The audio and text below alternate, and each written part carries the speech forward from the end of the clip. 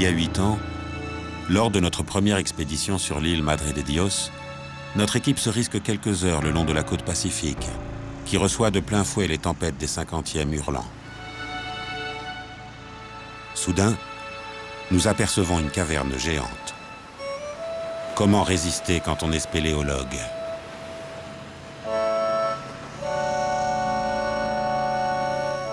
De toutes les grottes que nous venons de découvrir, c'est la plus vaste. Elle pourrait même contenir Notre-Dame de Paris. Et ce que nous y trouvons dépasse l'imagination.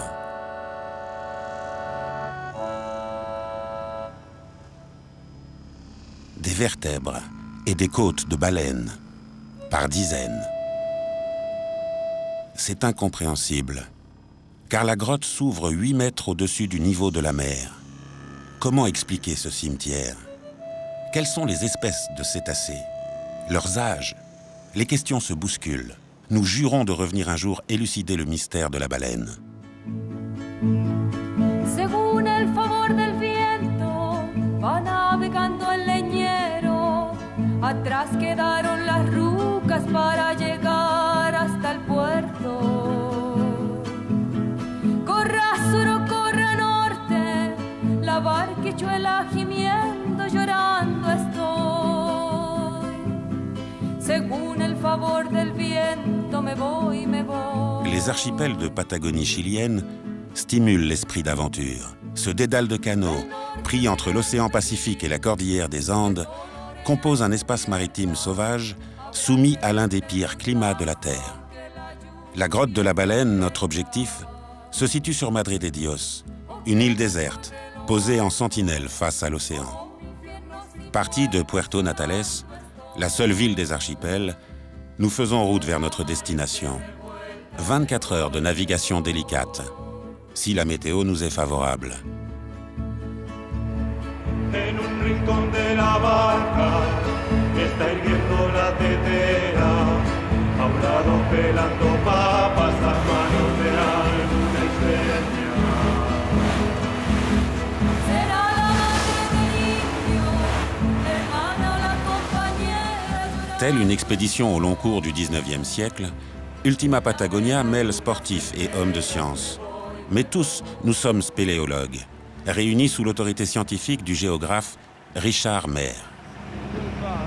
C'est la Patagonie, avec son froid, sa pluie. Et les nouveaux qui rigolent là, ils vont pas s'amuser longtemps.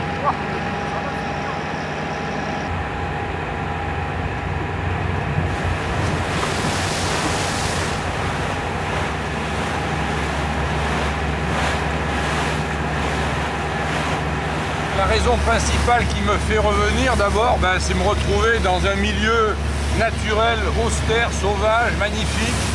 Se changer d'air, c'est nécessaire, parce qu'on est plongé dans une civilisation un peu folle. Et revenir aux sources, c'est toujours salutaire pour l'esprit. Et puis c'est aussi extrêmement passionnant de se retrouver toute une équipe pour travailler sur une île vierge et comprendre comment elle a évolué au cours du temps. C'est quelque chose de vraiment passionnant. On a tous notre petite idée sur la baleine. À commencer par le chef d'expédition, Bernard Tourte. Ma théorie sur la baleine, ce que j'en pense, que la baleine, c'est quand même une histoire exceptionnelle, ça c'est certain. Donc voilà, il va falloir arriver à trouver des réponses avec l'environnement de Madre de Dios. Et ça, ça va pas être simple parce qu'on connaît les difficultés d'accès à la baleine. Moi, ça fait 8 ans que j'attends pour la voir. Hein. C'est un lieu extraordinaire, un site qui pose problème. Il y a des mystères à élucider. Hein. Difficile de croire que ces baleines sont venues par hasard.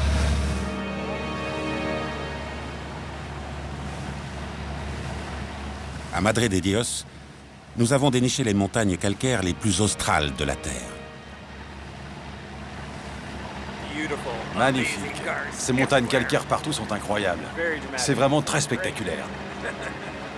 Et la météo? Ah, exécrable. Comme on peut s'y attendre en Patagonie.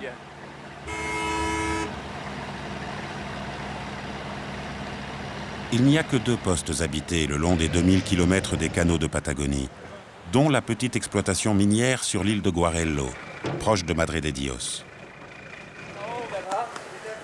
un hangar désaffecté devient notre camp de base, d'où nous lancerons nos raids en bateaux pneumatiques vers les étendues désertes de Madre de Dios.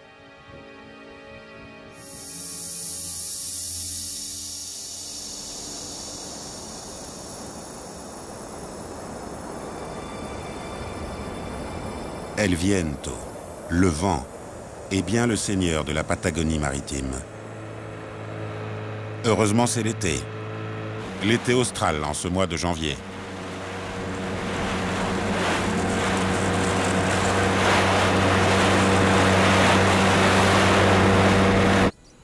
Mais il en faut plus pour nous bloquer au camp de base. L'équipe piaffe d'impatience, après 2 années de préparation, de mettre enfin le pied sur Madre de Dios.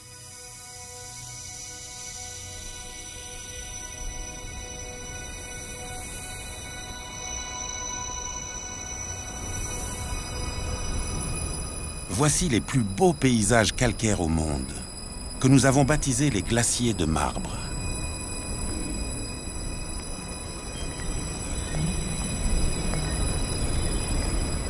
Tel un sculpteur génial, l'eau façonne la roche. Une érosion accélérée par les 10 mètres de précipitations annuelles, un des records mondiaux.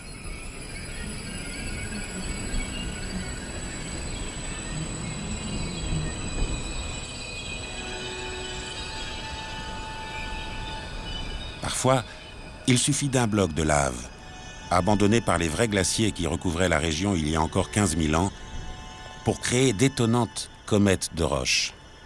Alors, leur vrai nom, en fait, ce sont des formes de dissolution hydro-éoliennes. À la fois, elles sont liées à la pluie qui arrive horizontalement et au vent qui pousse l'eau de pluie dans cette direction et qui conserve la roche protégée au centre, tandis que sur les 2 côtés, elle s'est abaissée par dissolution. Est-ce que tu as déjà vu ce genre de forme dans le monde? Non, rien de tel. C'est unique au monde. C'est la première fois? Oui, c'est fascinant. Ce sont des formes extraordinaires. Je ne crois pas qu'il en existe d'autres ailleurs. C'est magnifique et très intéressant.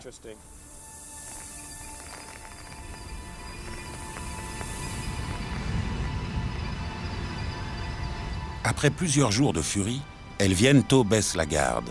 Cela n'arrive qu'une fois par mois, et encore. L'occasion est trop belle d'atteindre enfin notre baleine.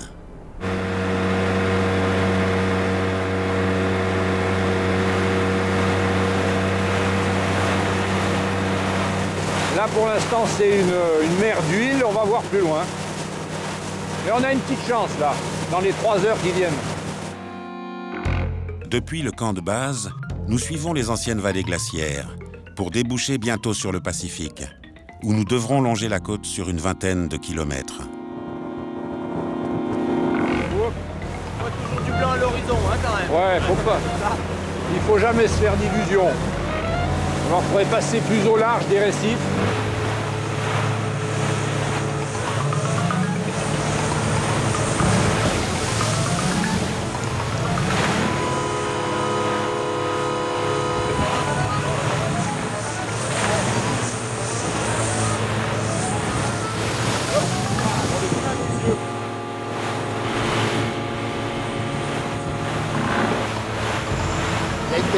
Qui arrive à d'abord. On est passé où là? Derrière les blocs là-bas? Les blocs derrière la cantine.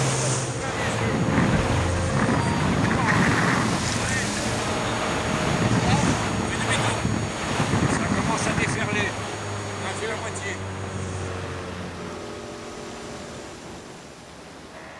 Inutile de forcer le destin, car l'embellie a été de courte durée.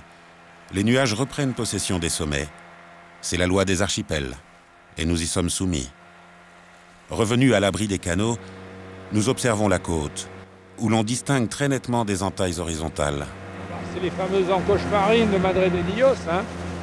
Un ancien niveau marin, mais un niveau marin relatif, hein. Ça veut dire qu'en fait, l'île s'est soulevée. Là, elle s'est soulevée de plusieurs mètres en quelques milliers d'années, suite à l'allègement de l'île. Autrefois, il y avait le glacier qui appuyait l'île, donc il enfonçait sous la mer. Et depuis la fonte des glaciers, avec un certain retard, toute l'île s'est soulevée.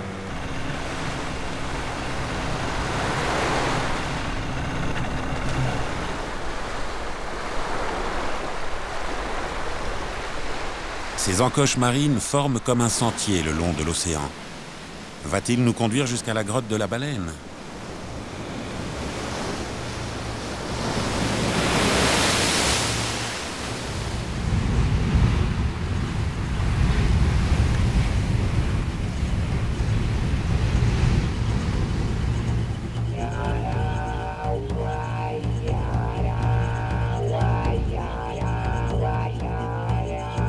Nouvelle déconvenue.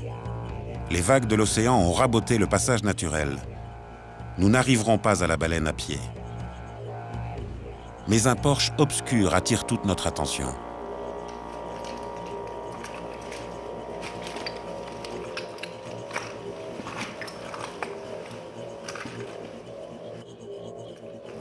Il y a des coquillages. Ouais.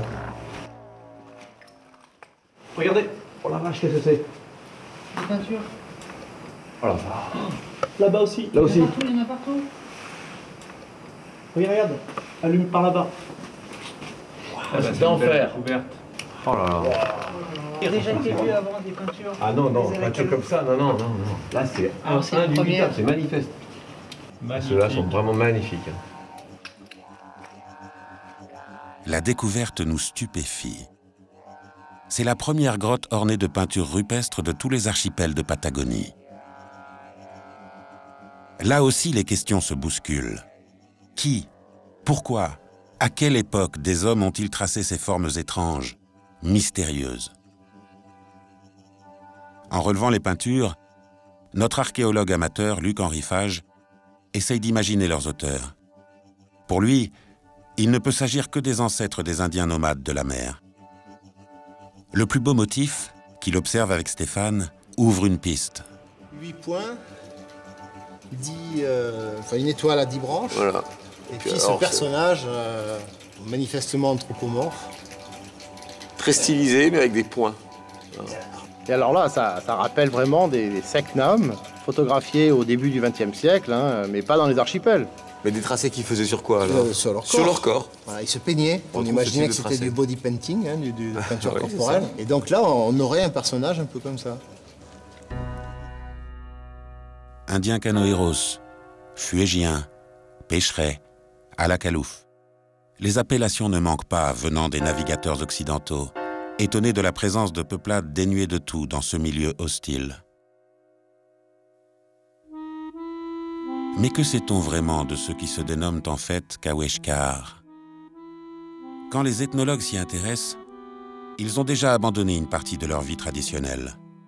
Ne restent que de rares documents évoquant le destin de ces hommes, échappés de la préhistoire. Chasseurs de mammifères marins et d'oiseaux, collecteurs de moules et de patelles, ils nomadisaient d'une plage à l'autre en quête de nourriture. Le clan familial s'entassait dans un frêle canot où le feu était conservé sur un bloc de terre. Leur population, estimée à 5000 en 1850, a rapidement décliné avec les maladies importées d'Europe, au point qu'il n'était plus que 70 en 1950.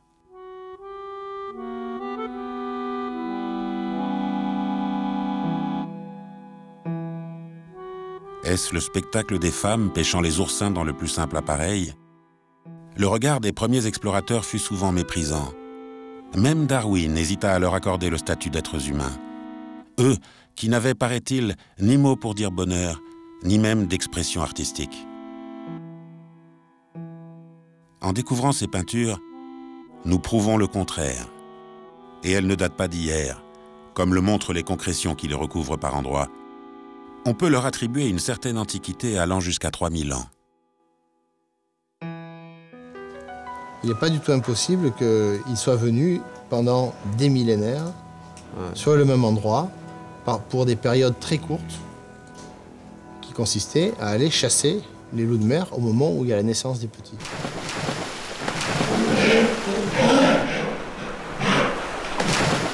La survie des Kaweshkar reposait essentiellement sur l'otarie, dont ils utilisaient viande, graisse et peau.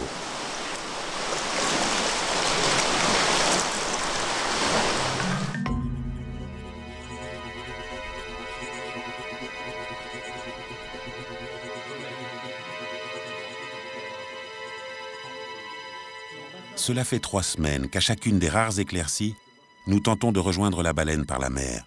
En vain. Dépités, nous reportons nos espoirs vers la partie nord de l'île, toujours inconnue. Un rêve d'exploration pure.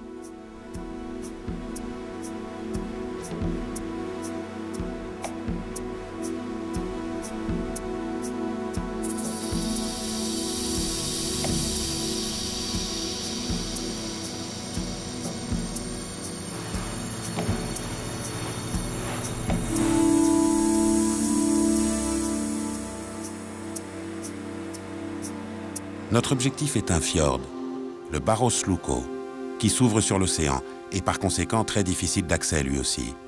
Pour atteindre ses rives, nous décidons d'imiter les Indiens, lesquels empruntaient des raccourcis terrestres en portant leurs canoës.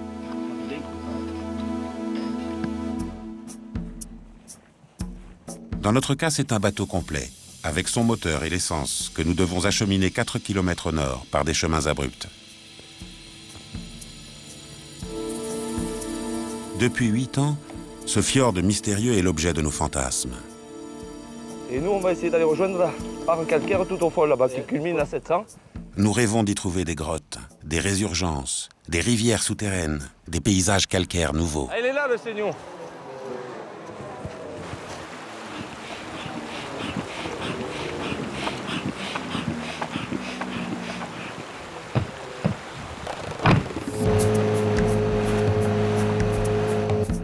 Par une chance incroyable, la météo nous laisse pour une fois en paix.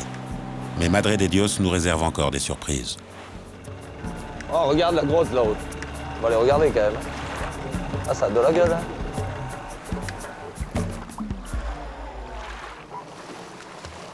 Pas mal là, c'est joli. Oh, une grotte. Et ça, c'est que la première partie, parce que le gros porche, il a l'air d'être au-dessus. Vas-y, sors les casques. Ça a l'air... Regarde là, les télévisions. Regarde, là déjà, tu as la mangue oubliée. De l'os. Arrête. Mâchoire humaine. Oh, la bouge pas. Ah, génial là. Putain. Une nécrose. Le sol de la grotte a été aménagé sommairement. Il y a des moules en tout cas. Il est couvert d'ossements humains.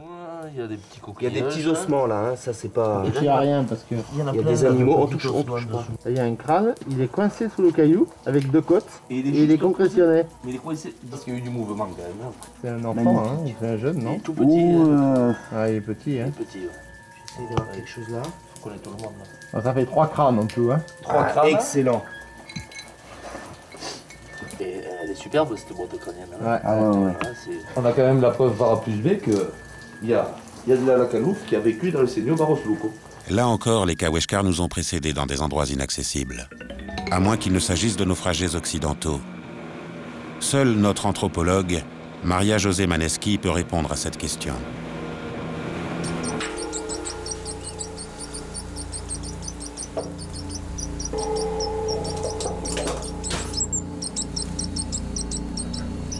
Dans un abri sous roche, nouvelle découverte.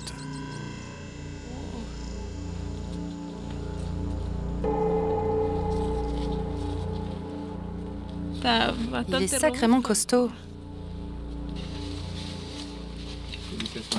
Qu'est-ce que tu as découvert? Il y a un individu. Oui. D'après ce que je sais, ils enveloppaient les morts de Podotari et les déposaient dans ce genre d'abri.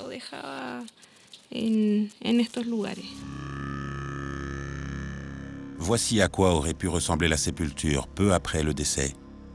Le mort, saint de Podotari, attendait l'éternité dans une position fétale. Les années ont passé et les os ont roulé sous les blocs.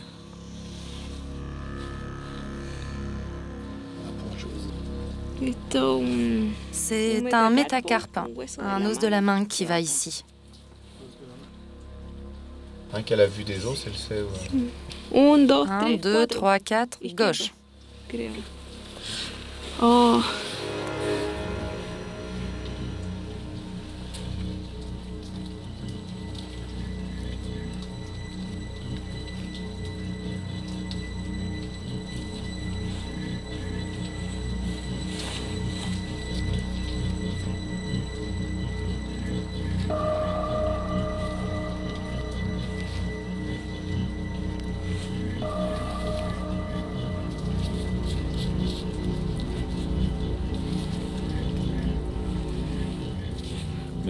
C'est très émouvant.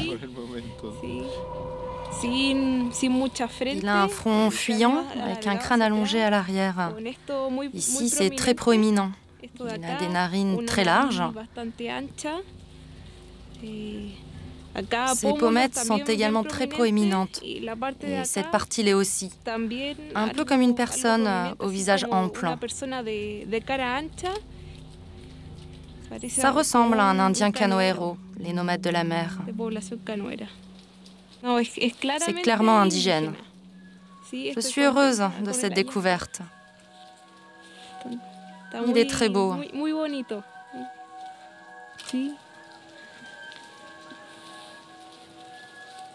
On va le remettre à sa place. La datation au carbone 14 donnera 710 ans à ce squelette, confirmant clairement son origine indigène.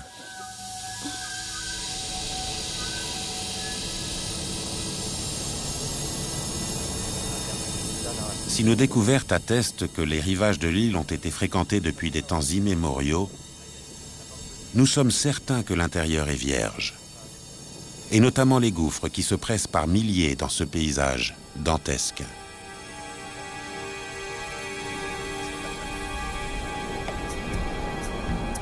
Pour espérer descendre profond dans un gouffre, il faut d'abord prendre de la hauteur. L'équipe de Stéphane part prospecter une zone située entre 400 et 600 mètres d'altitude.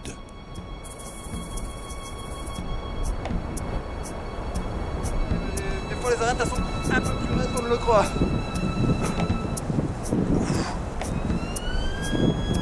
Quand on avance, ça fait un peu comme dans un glacier. Il y a des crevasses et puis des fois on est obligé de faire des grands tours pour les éviter ou alors pour passer là où c'est pas large.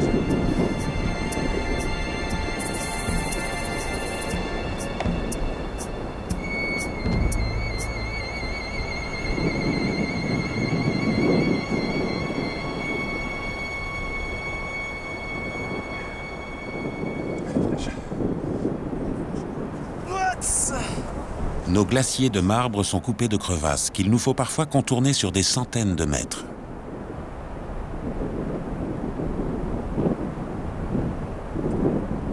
Et soudain la tempête forcit et nous assaille.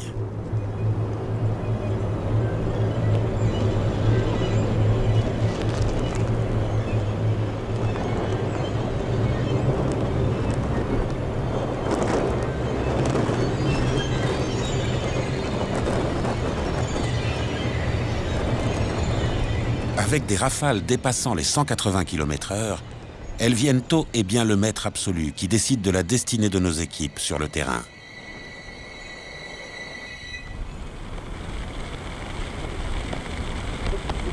Voilà, ça s'organise. Donc là, vous avez le petit déj. Sur le front Pacifique, la tempête fait rage aussi.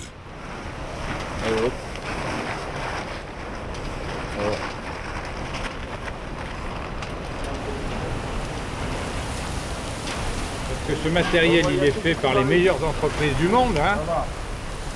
Il faudrait que les PDG viennent essayer eux-mêmes le matos à Madre de Dios. Nous imaginons sans peine le groupe des Indiens, blottis autour du feu, au centre de leur hutte, tandis que dehors hurlait Ayayema, l'esprit du vent et du mal qu'ils redoutaient tant. Très très mauvais là. L'attente va peut-être pas tenir très très longtemps. On va la resolidifier. Pas encore gagné.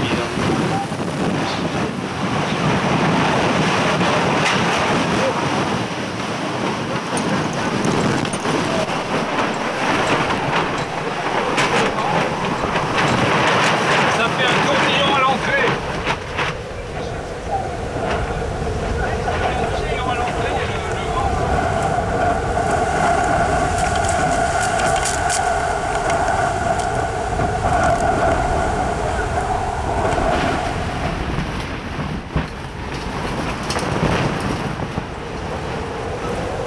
Pour l'instant, la tente tient, mais pour combien de temps?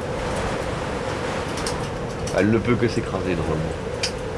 Elle ne peut pas s'envoler. On a tellement banné qu'a priori, elle ne peut que s'écraser. C'est déjà ça. Dehors, ça fait le dos rond. Hein, Stéphane? C'est un peu ça, ouais. Et puis on a Georges, là, grand spécialiste de la bouffe à l'ail. Quand le temps s'améliore, place à l'action. Ne pas se perdre en contemplation. Les équipes s'éparpillent selon leurs objectifs, avec toujours en tête le mystère de notre baleine. Pour comprendre cette fameuse grotte de la baleine, on essaye de comprendre l'ensemble de ces montagnes calcaires, comment les grottes se sont formées. Donc il faut s'intéresser à tout ce qui s'est creusé à l'intérieur de l'île et sur le littoral. Attention, ça glisse, hein. Oui. Sus à l'ennemi.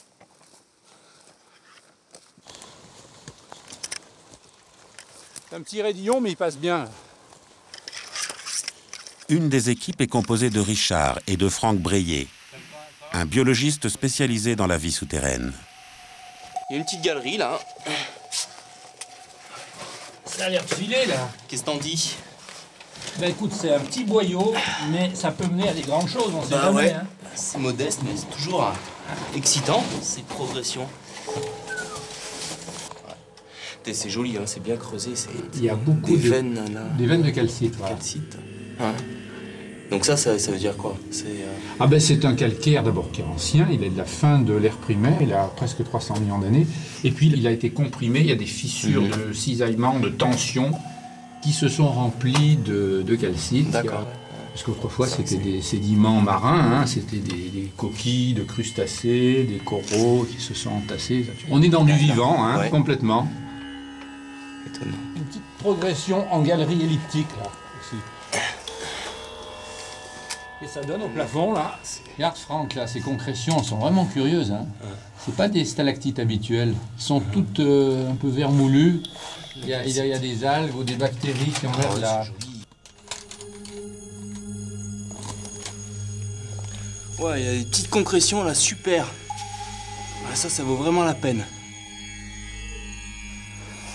Là, la finesse des formations, là, c'est étonnant, hein. Assez loin, hein, par rapport à l'entrée. Et là, personne ne l'a vu auparavant. On est les premiers, hein. C'est quelque chose. Hein. Quel privilège. Ouais. C'est vrai, hein, c'est fou. Et puis il y a des petites gouttes d'eau, c'est vivant, ça scintille.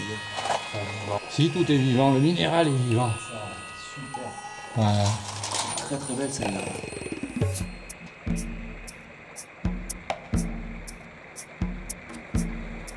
De l'autre côté du massif, Bernard et son équipe avancent vers un lac, repéré sur une photo aérienne. Nous supposons que ces eaux disparaissent sous terre. Cela pourrait être l'amont de la cavité où se trouvent Richard et Franck.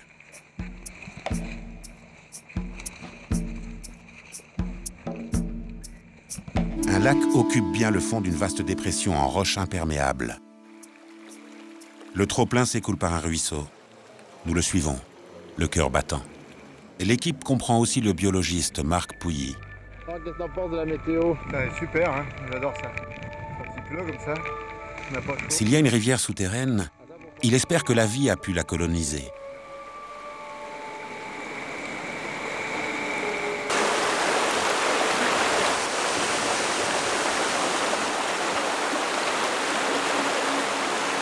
Les eaux disparaissent bien au sein du calcaire. Un puits file vers l'inconnu. Avec les pluies torrentielles que nous avons subies, la rivière est en crue. C'est le genre d'endroit où il ne fait pas bon s'attarder.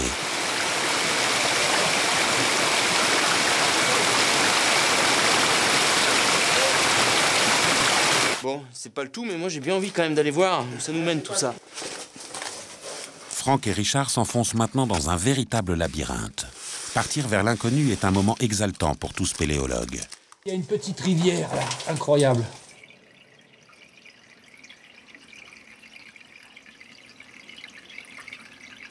C'est pas courant ça, on grimpe pour retrouver de l'eau.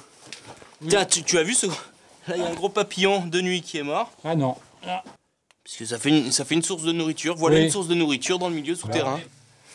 Voilà. Superbe araignée, elle est vivante, hein? Elle est vivante. Aussi ténue soit-elle, la vie existe aussi sous terre. Une sorte de moustique, hein? Moustique, ouais. Qui vit là. Alors ça, c'est pas vraiment des animaux, ce qu'on appelle les cavernicoles, qui passent toute leur vie sous terre. Mais c'est des espèces qu'on va rencontrer fréquemment sur les zones d'entrée, puisqu'ils viennent ici trouver un refuge. Hein, là, on a des conditions par rapport à l'extérieur qui sont très stables. et de température et d'humidité. En fait, ils viennent se mettre à l'abri. Un peu comme c'est les des hôtes fréquents. Voilà, c'est des hôtes fréquents, mais des zones d'entrée. Alors là, bon, ça c'est un petit isopode, c'est un crustacé qui vivent en milieu terrestre, toujours un peu humide, notamment dans les grottes. Alors là, c'est pas une espèce cavernicole, hein, celui-là.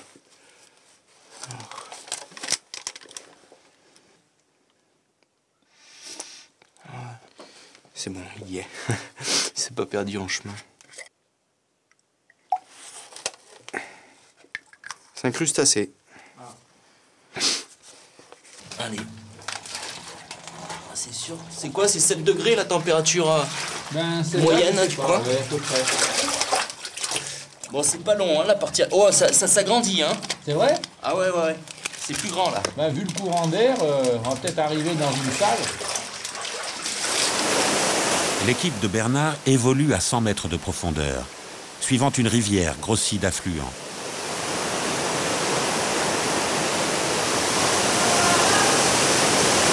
Ouais, on va aller vers l'aval. Wouh! Là, ça dépote, oui. Bon, là, on a vraiment le siphon terminal de la cavité, en fait. Il y a au moins 500 litres seconde, voire 1 mètre cube. Il y a quand même une vitesse d'eau qui est impressionnante. L'eau continue seule sa course vers la mer. Incrédule, nous regardons Marc sortir un équipement de pêche. On met une épuisette et puis on remue les cailloux dedans. Donc s'il y a des poissons sous les pierres, ils sont souvent embarqués. Il n'y a pas eu de poissons, par contre on retrouve de ces larves d'insectes là. J'en ai eu une bonne dizaine, donc ça veut dire que c'est peut-être pas quand même des individus qui ont été tous arrachés par la crue, et c'est possible qu'il y ait quand même une population souterraine de ces bestioles-là. Ça continue bien, hein, puis il y a toujours un fort courant d'air. Il n'y a rien de ton côté? J'ai le jour. T'as le jour? Ouais. C'est pas vrai. Ouais. Oh là. Ouais, c'est un super Porsche en plus. C'est magnifique là.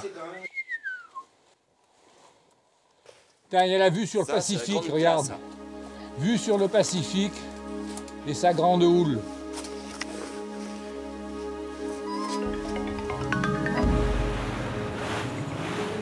Ces découvertes ne nous font pas oublier la grotte de la Baleine. L'océan nous repousse, eh bien nous irons à pied, par-dessus les montagnes.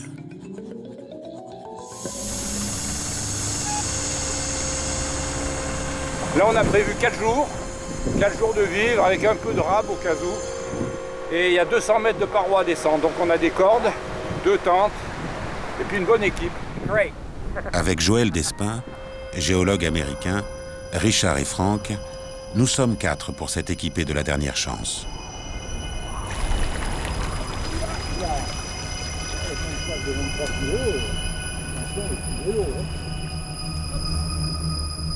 Rien n'est gagné d'avance. 10 km nous séparent de la Baleine. Il n'y a aucun sentier et les sacs pèsent jusqu'à 30 kg.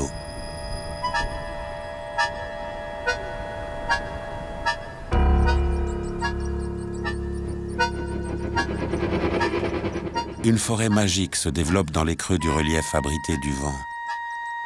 Nous avançons à la boussole au milieu de cette brocéliande subpolaire qui pousse sans véritable sol sur ses propres débris. Le temps y semble figé, éternel.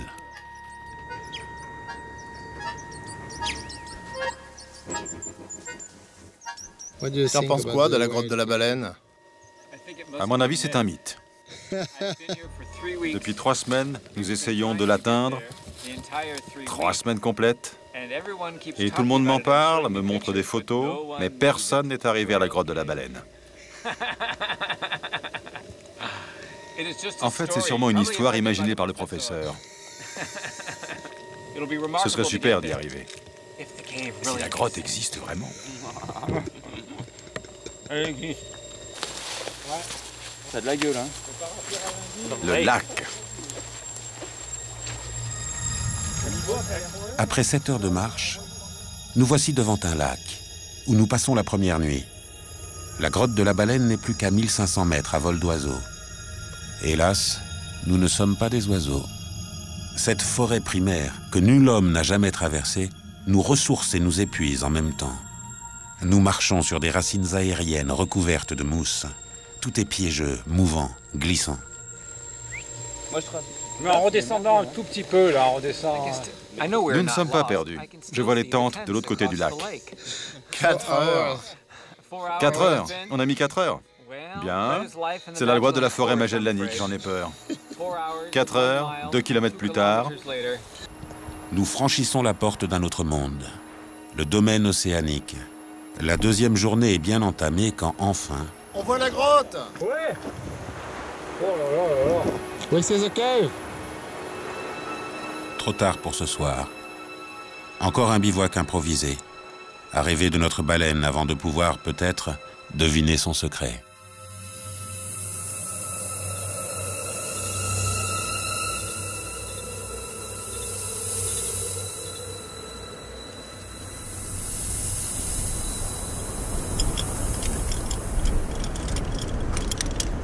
On va descendre. Il y a la pression.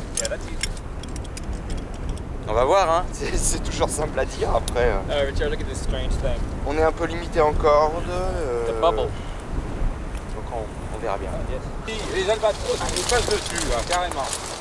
Pour économiser les cordes, nous descendons en zigzag une forêt suspendue au-dessus de 150 mètres de vide.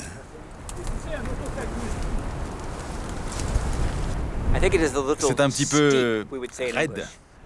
Monter, descendre. Mais on verra. Franck est devant, il ouvre la voie. Aujourd'hui, on sera dans la grotte. Alors le danger de cette forêt, j'allais dire subverticale, c'est de glisser puis de se retrouver en bas. Hein. Putain, mais on n'est pas très loin du sommet du port. Oh là là là. D'ailleurs, tu descends plus vite que prévu. Mais on a intérêt à descendre doucement. Hein. Bon, l'avantage passé là, c'est on s'accroche à la végétation. Ouais. Et avec ces algues rouges au plafond, là on est carrément à l'entrée de la cavité. Hein. C'est le porche de la baleine. Il est extrêmement impressionnant vu de là.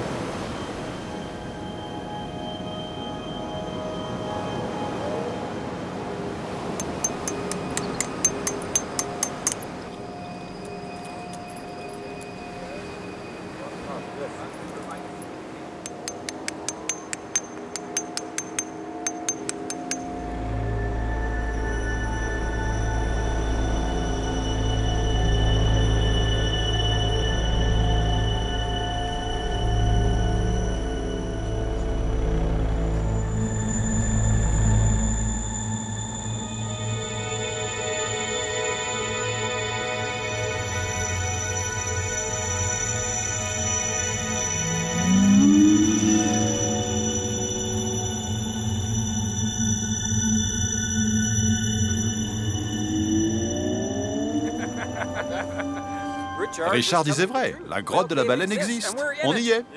C'est très excitant. Tout à fait. Ah, quelle belle journée. Ah bah, c'est un grand moment, c'est comme toi. Ça fait 8 ans qu'on attend d'être ici.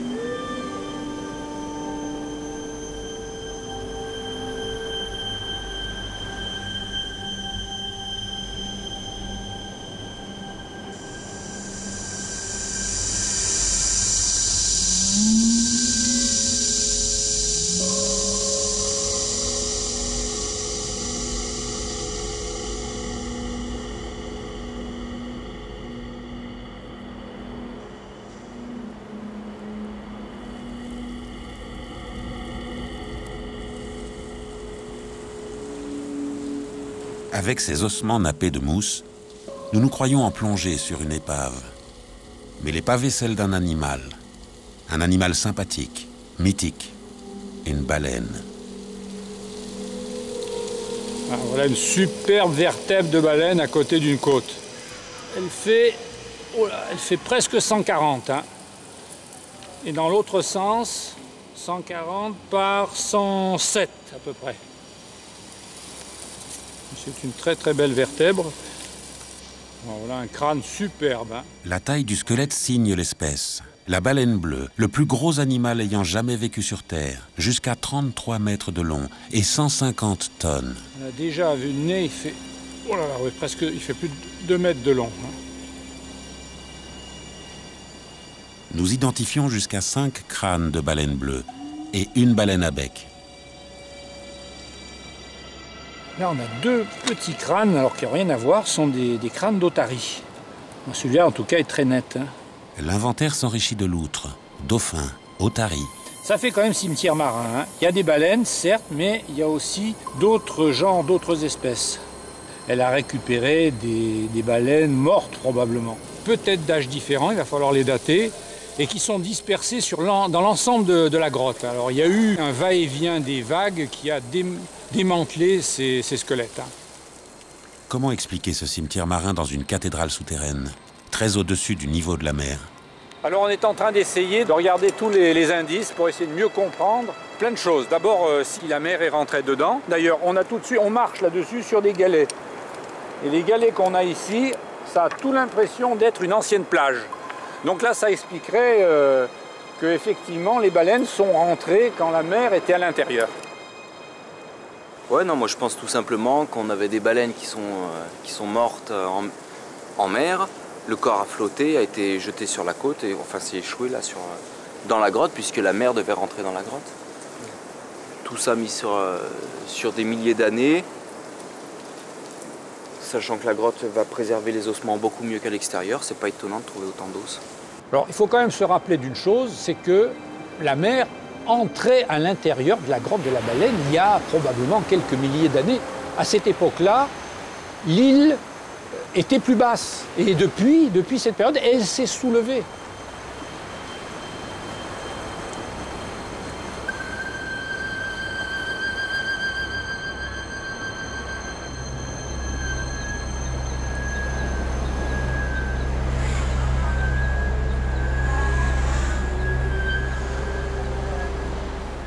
L'impensable se produit sur le chemin du retour. À 37 mètres de hauteur, nous découvrons de nouveau des ossements de cétacés. C'est vraiment étonnant, hein. Superbe, hein. Oh là là là là là. Viens, on voit ça. Fabuleux. Et ça peut être avant les dernières glaciations? Pas avant, non. Non. Ça va dépendre de l'âge. Ouais. Hein. Si on trouve le même âge qu'en bas, alors là, oui. Ça pourrait être une énorme tempête ou un tsunami. Décidément, la baleine se dérobe. On croyait tenir la solution et toutes nos belles théories s'effondrent. Il n'y a que 2 explications pour ce nouveau phénomène. Soit un niveau marin très élevé, ou alors un raz-de-marée.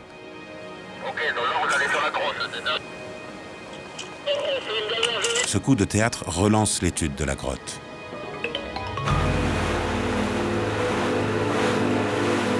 Pour nous aider à comprendre l'incompréhensible, une équipe scientifique renforcée fait une ultime tentative par l'océan.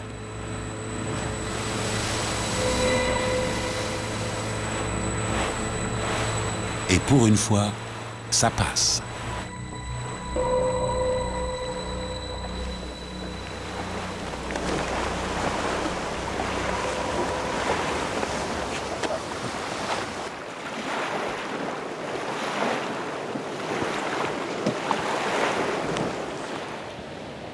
Tu te déplaces, tu vas aller par là, un peu plus au niveau de ton pied. Top. Voilà. Alors 0, 2, 1, 8. T'es à peu près à 8,2 mètres là, au moins. Ah ouais, quand même. Première surprise pour Stéphane Jaillet, géomorphologue. Nous on imaginait être à plus 6, plus 8 à peu près par rapport au niveau de la mer. Finalement, ça semble être plutôt de plus 10 mètres, donc c'est beaucoup plus haut. Et puis, il y a les découvertes qui ont été faites par Richard, par Franck, avec des niveaux d'ossements encore plus hauts. Alors là, moi, je comprends plus. Je comprends plus.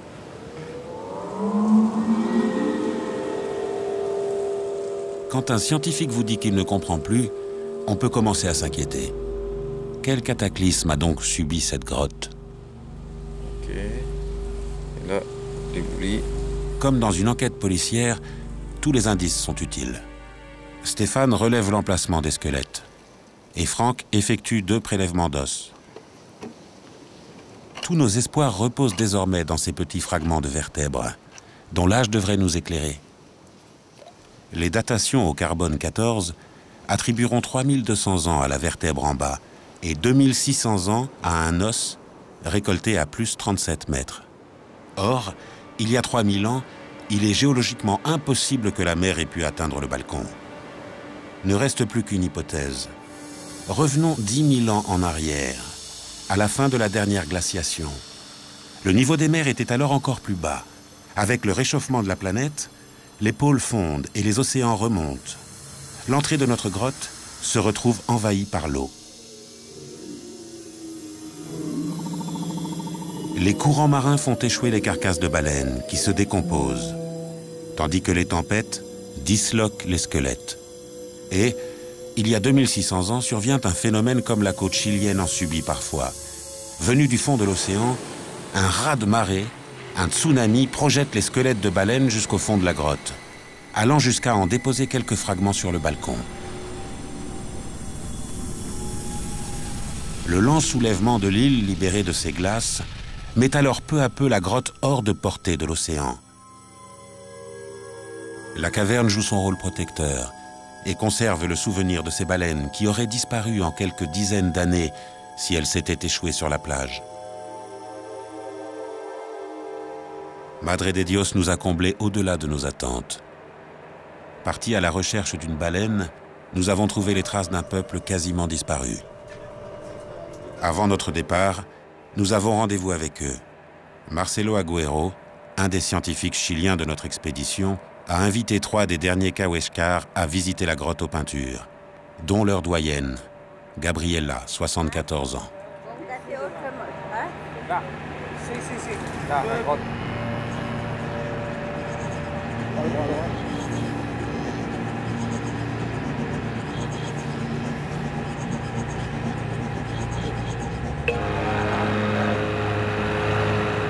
Jusqu'à la fin des années 90, Gabriela naviguait encore en canot à rame dans les archipels.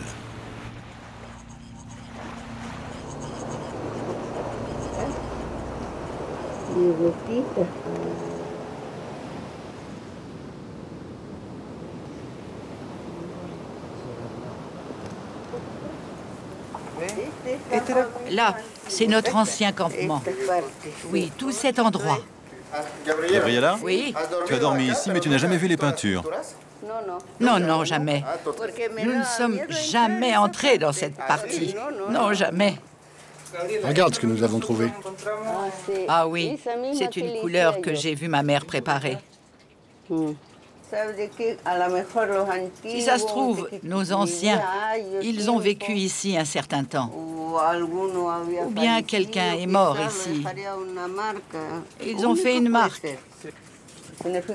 Ici serait morte une de nos familles. Une maman, des amis. Alors ils laissent une marque. Comme un souvenir? Comme un souvenir. Quelqu'un qui pourrait être mort de faim. Coincé par le mauvais temps. Cela signifierait qu'ici, il y a peut-être un corps? Il pourrait y en avoir un. C'est Oxhelmal. C'est l'esprit d'une personne de la famille. Il faut le laisser vivre tranquille. Si vous le dérangez, il va venir vous ennuyer la nuit. Il vous fera faire des cauchemars. Comme un mauvais esprit. Dans la langue des ancêtres, qu'ils ne sont plus que 5 à comprendre, Gabriela nous livre un ultime témoignage.